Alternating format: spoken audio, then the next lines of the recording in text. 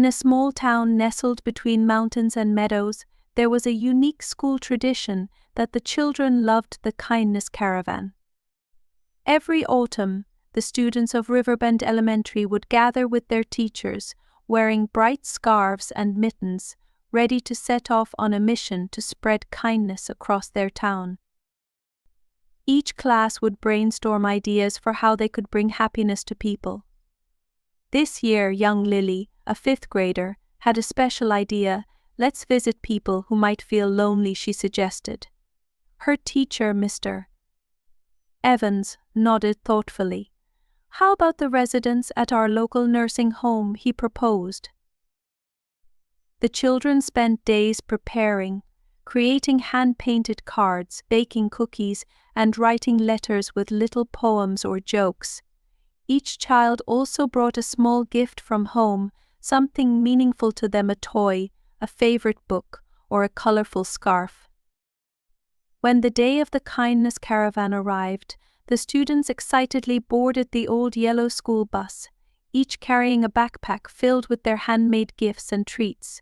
They chattered excitedly as they neared the nursing home, wondering how their surprises would be received.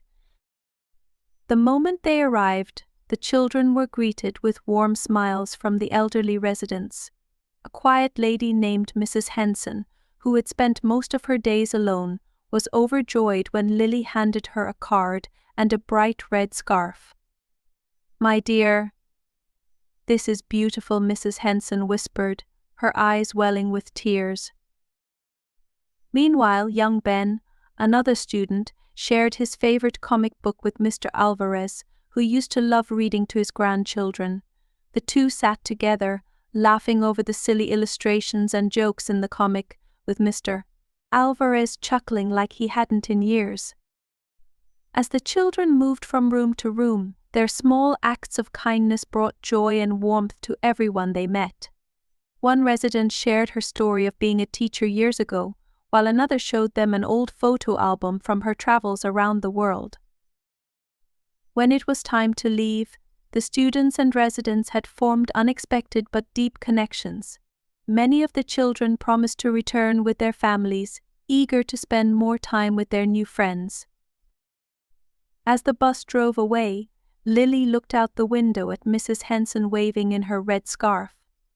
"Mr. Evans," she said softly, "kindness really is like a warm hug." Mr. Evans smiled, placing a hand on her shoulder.